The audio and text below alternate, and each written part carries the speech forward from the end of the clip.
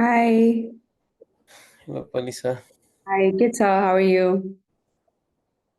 Oh, good. After a lot many trials, finally we made it. Yeah, we did. Thank you for being on my podcast. I don't think you really need an introduction, but just briefly, if you want to introduce yourself before we get into the questions. So my name is Prince Agrawal, Mm, and currently I'm working in Abbott Laboratories as system integration engineer. And I started off in Abbott at 2021 June, right after I graduated. And I graduated in mechanical engineering. And I remember I started in 2017 fall, so it was a span of 4 years. And right now I'm here. yeah.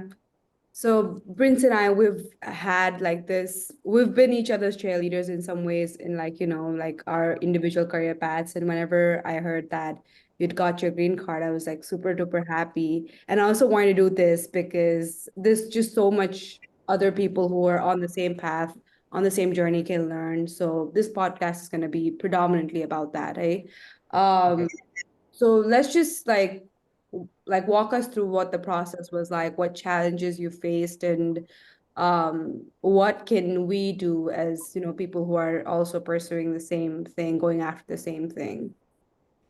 So the journey started when I graduated. I remember we were in the appreciation night of NSA UTA, and we had few sponsors, and they came over and they were saying that you can directly apply for green card. But I was totally curious, how is it possible? Because we were always in the myth that you have to go for H1B and then go for green card.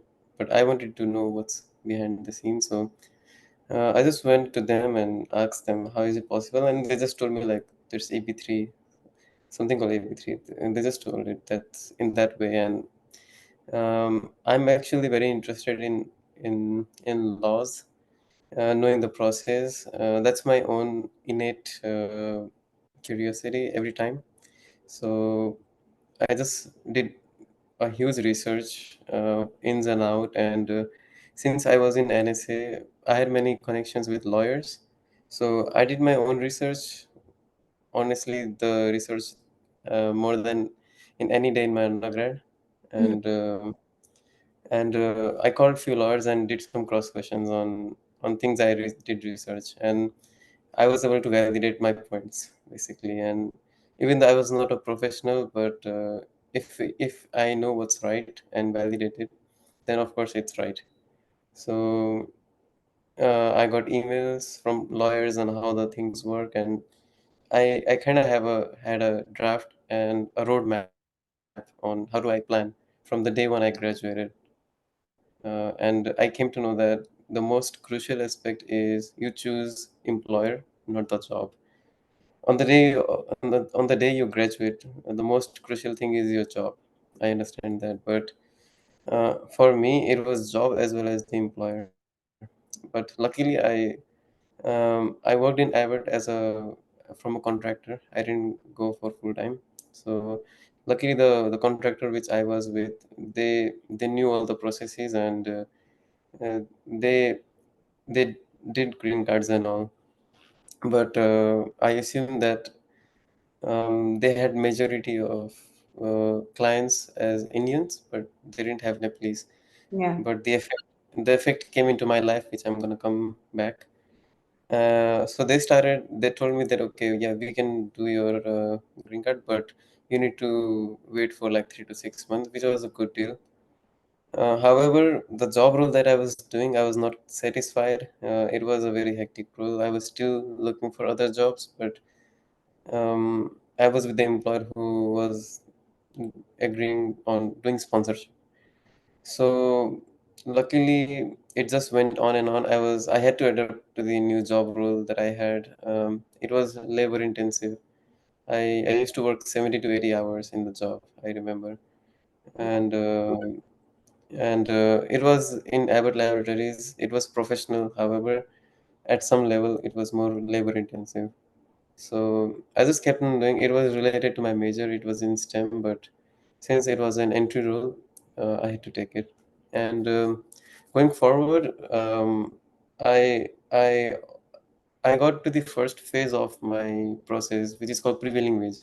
So prevailing wage means it is determined by level of department. Whenever your employer wants to sponsor, it is the first step for somebody to determine for an employer. So you have a set of skills and knowledge as well as experience you need from your employee, and how much you want to pay. The labor of department that they determine the prevailing wage.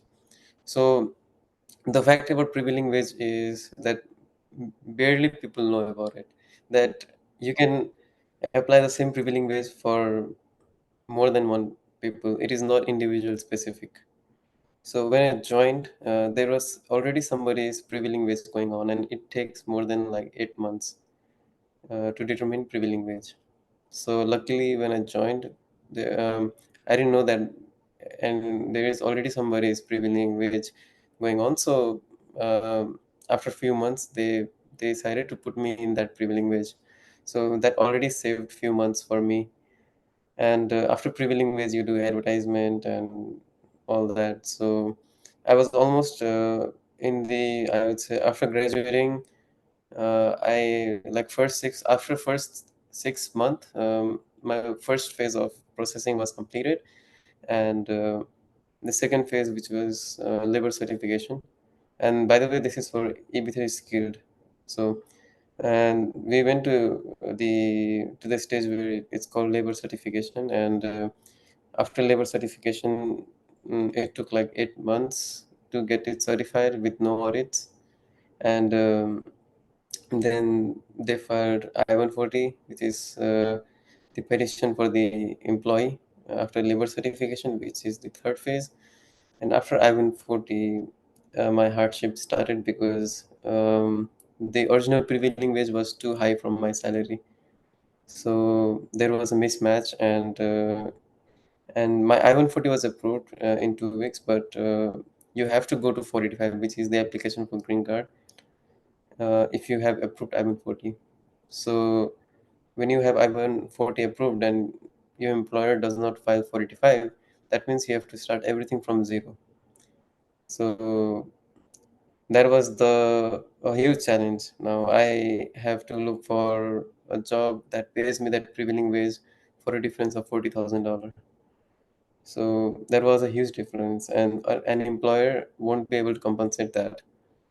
And so what I did is I was able to find a job by myself and do corp to corp. So some people might not know about it, but corp to corp means an employer A pays employer B, and employer B pays you. So they were my employer, and I found an employer who can pay me that prevailing wage. I went to the employer, and that employer connected with my sponsoring employer. When they got connected, and the prevailing wage matched, eventually I was able to go forward with my application for 485. Okay, And I have a quick question here. So you were basically working for us another employer now at this point, yeah, but the first employer was sponsoring you.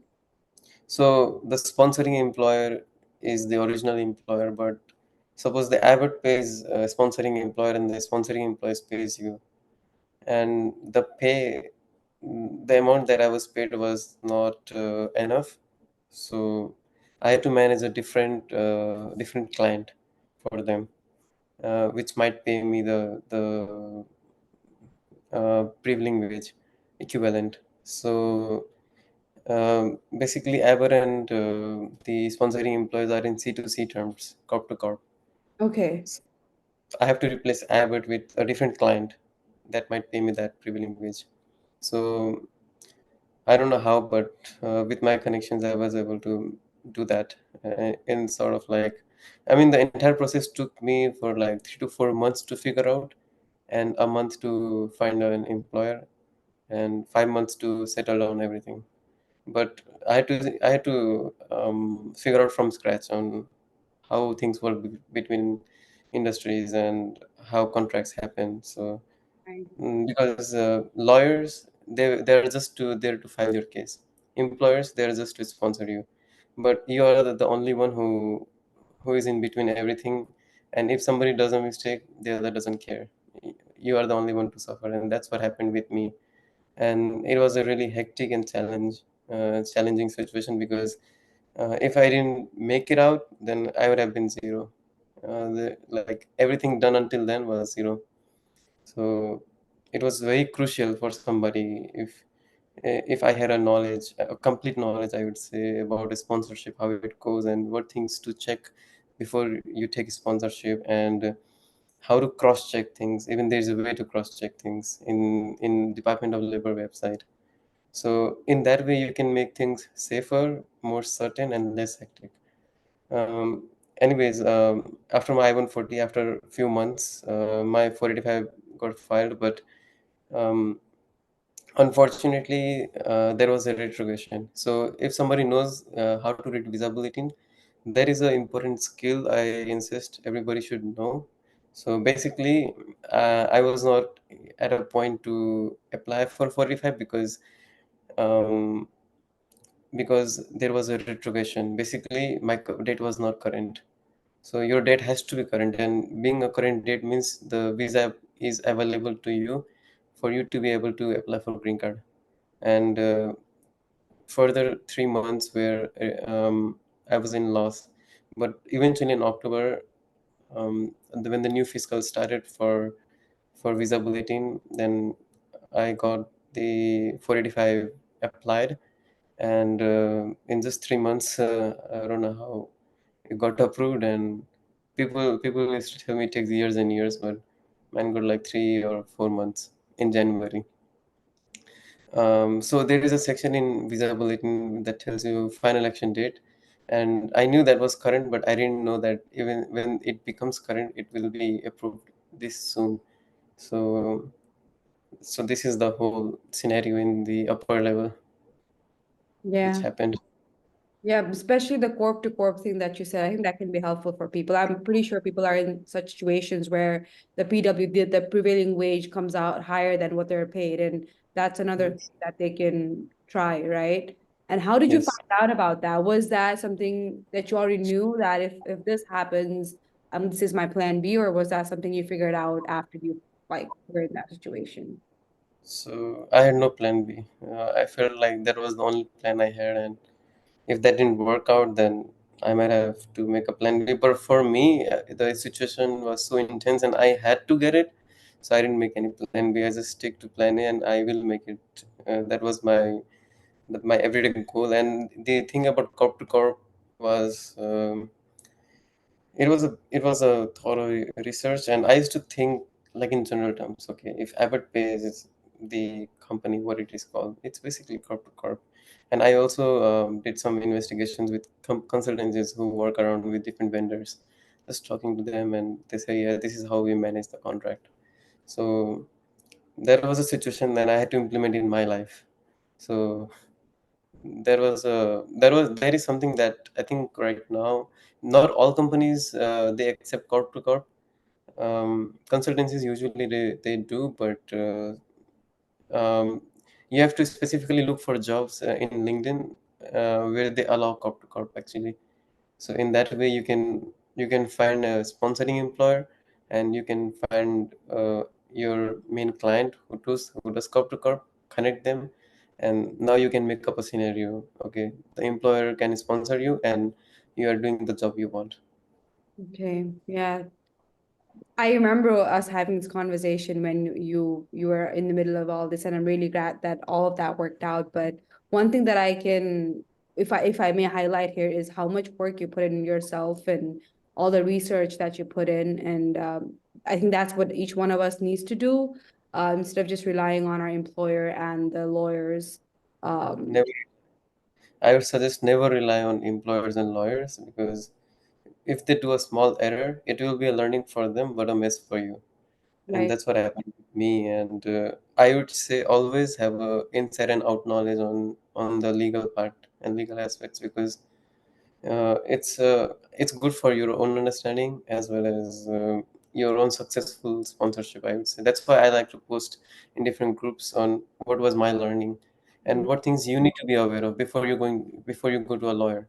Because if you want to go to a lawyer, you should be smart enough on asking smart questions. Otherwise, you will just be answered on generic terms. Yeah. So what kind of resources did you use? I mean, of course, you probably looked it up and like, I mean, you just Googled some stuff, but what are some of the resources that really helped you throughout this process? And if somebody else who is on, the same process as you were, I mean, a couple of years ago, just starting out your initial journey of getting a green card, what resources do you think they need to look out for? I would say the USCIS website is the prime resource, the primary resource you can say, and follow all the lawyers in LinkedIn. They post every day. Yeah. Every day they post the current situation, because not all situation becomes is released and time changes. It's dynamics. It's dynamic. So in LinkedIn, I almost follow so many lawyers. If you just follow one lawyer, like they will reference the other and the other, and you just keep following. And every day you open a LinkedIn, you'll see somebody posting about something, and they post on a neutral standpoint, because they don't work for an employer or they don't work for an employee. They are just representing the system on how it is, and then you can articulate what you really want to make out of it. So one of my favorite lawyers I follow is Robert Weber.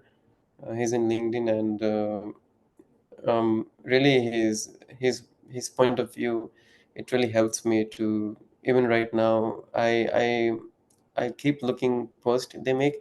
I mean, I don't have to, but I like to, because I like to share things more on groups, because I know I have been through all this. I can still help people around me.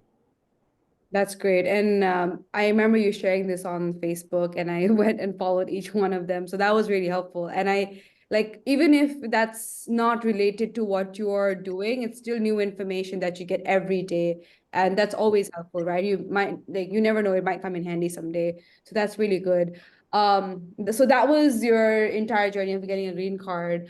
I also want to ask you about, I always see you that you have this almost like a passion to help people when it comes to career development, finding a job, updating their profile, or helping people for like stuff like this H-1B green card. And I see you posting that. And that was even true when you were back in just a student at UTA. You were always trying to help people. What drives you to do such things? What drives you to actually go out and out of your way to post all of these things, right? Because I remember one time, I think we were still students at UTA, and you had this whole, it was a very, very long, very detailed explanation of what to do to apply for a visa in USA and what to do after you're here. So that takes a lot of work, right? That takes a lot out of you to put all that information, compile it, and make sure you post it in the like correct chronology. So like, what is it? I mean, I don't see a lot of people doing that. I mean, especially today's day and age, like people don't provide information for free, or people are not there to just help people, like sadly that's not the truth. What makes you do that, or what drives you to do that? So I feel, if I was back then in my college, somebody would have helped me, I might be in a better situation today, or something better I would have done. So maybe we just need you just need somebody to start off, and if just one person starts, they might create a chain. So if I help somebody, they might, not all of them might help somebody, but at least one of them. So if it creates a change, that creates an impact, and just on that hope, I just like to keep going on, and it's also a part of my passion. And it's also more something to heal myself on the trauma I have been through, Yeah. uh, all the stuff. So it heals a part of you whenever you help somebody, unless and until you really become totally healed yourself. So that's, I think those 2 points are something that sums up Yeah. my passion.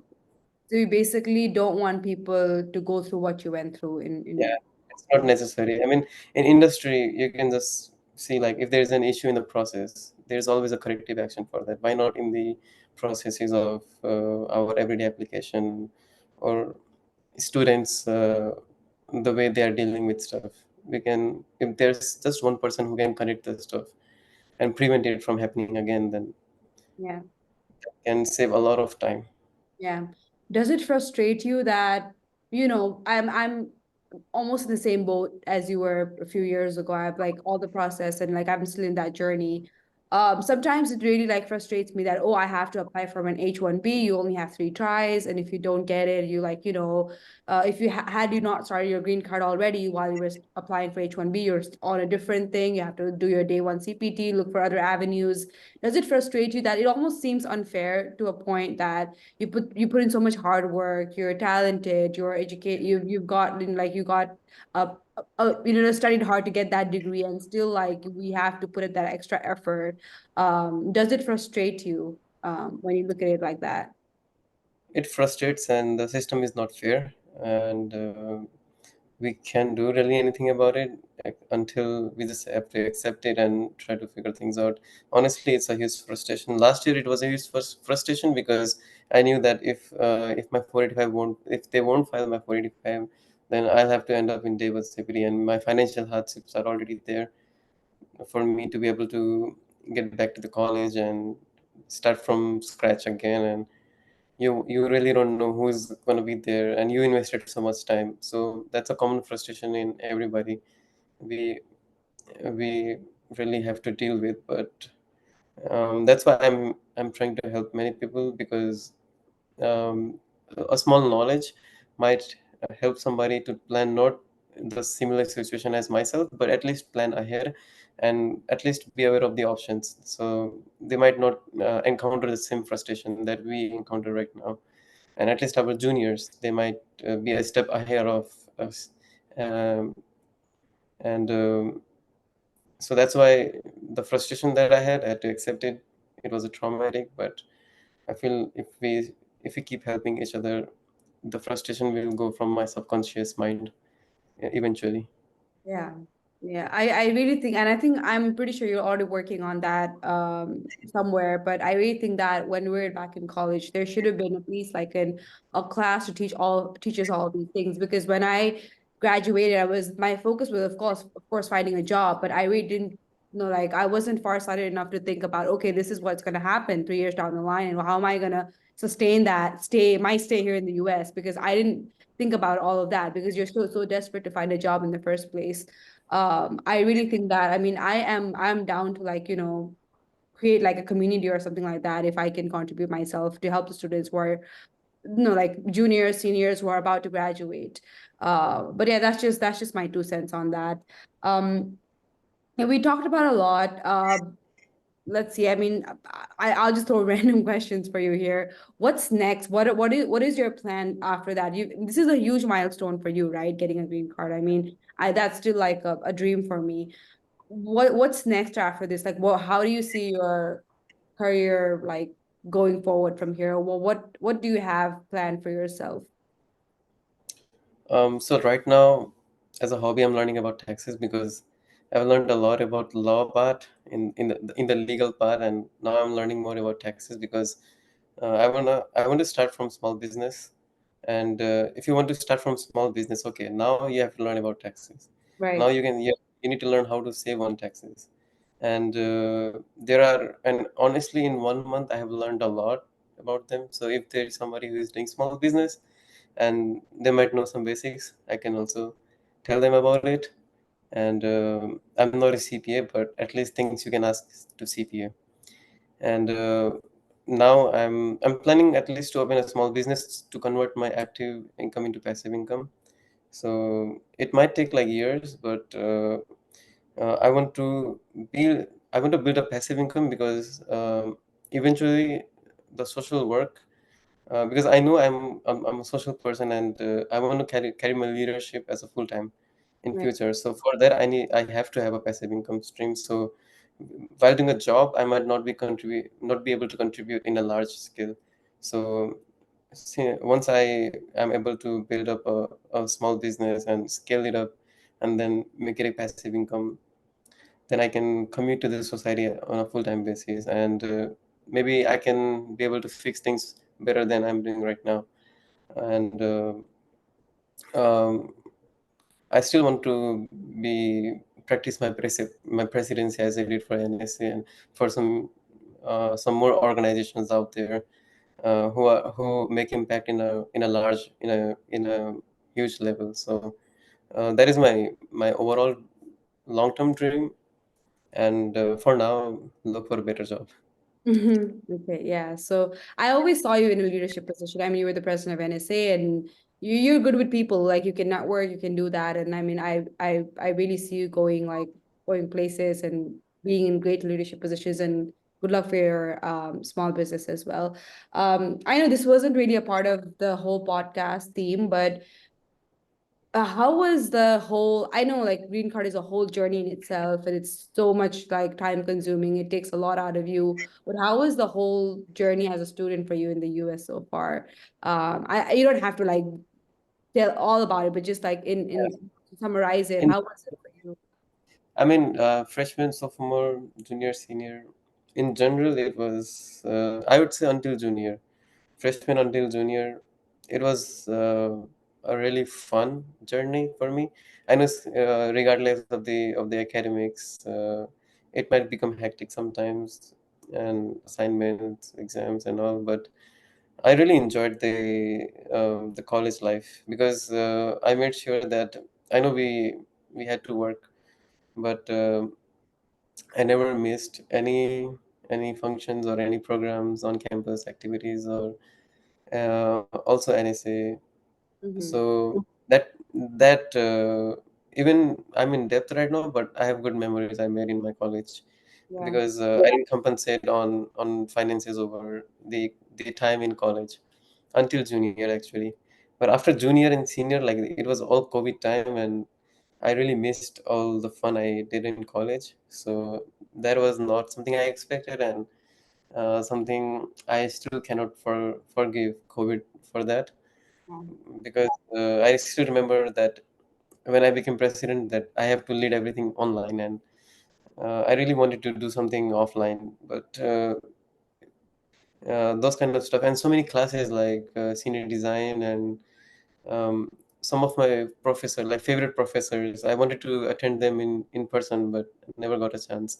And the online journey is not as interactive and as fun as offline. So I would say that part of college during junior and senior during COVID was something we had to accept the drawbacks. But apart from that, from freshman to junior, it was really fun. I really still miss those time, and sometimes I visit Arlington and visit buildings and try to. Sometimes I miss those time, but honestly now I don't. Yeah.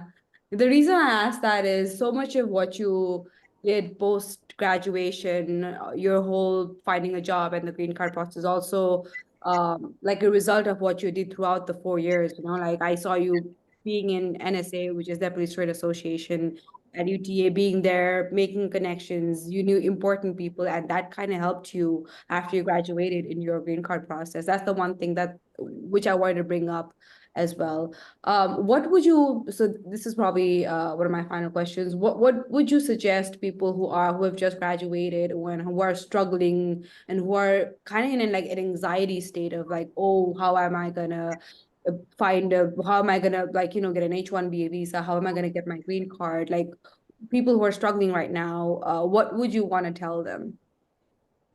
I would say just connect with somebody in your senior, maybe 1 or 2 years, or look out for people who really want to help.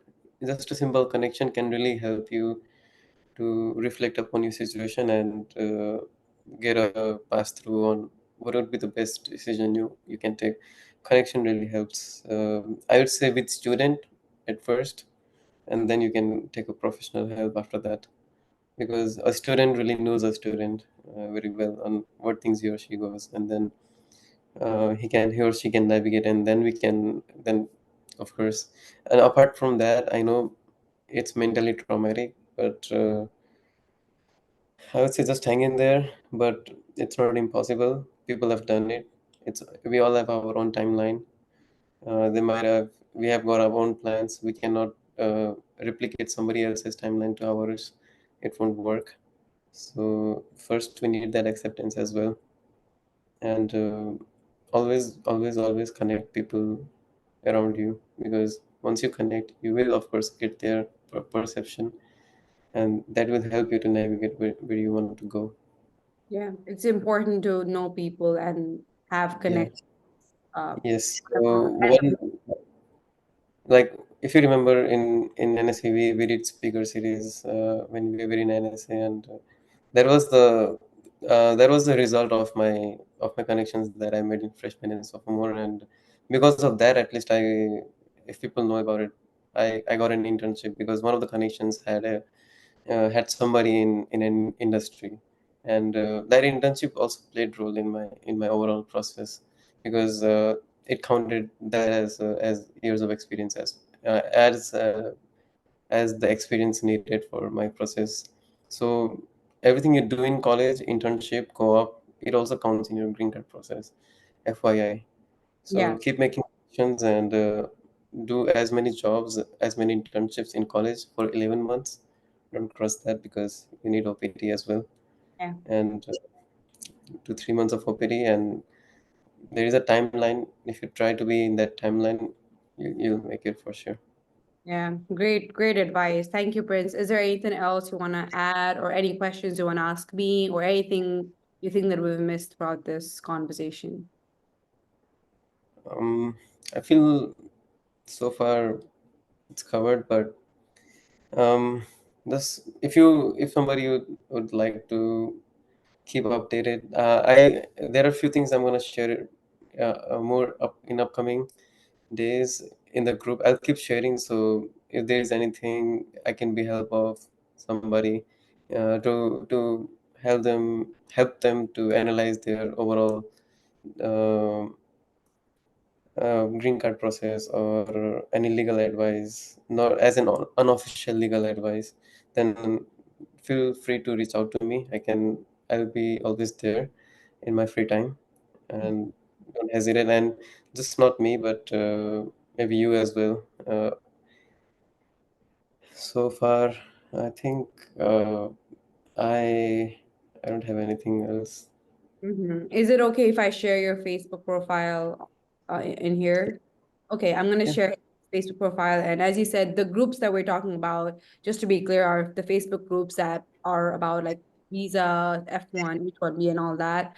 And Hmm. especially like being from a Nepalese community, we have our own Nepalese groups as well. Like, Hmm. join those if you haven't. After seeing this, I mean, I doubt it, but if you haven't joined them, then join it.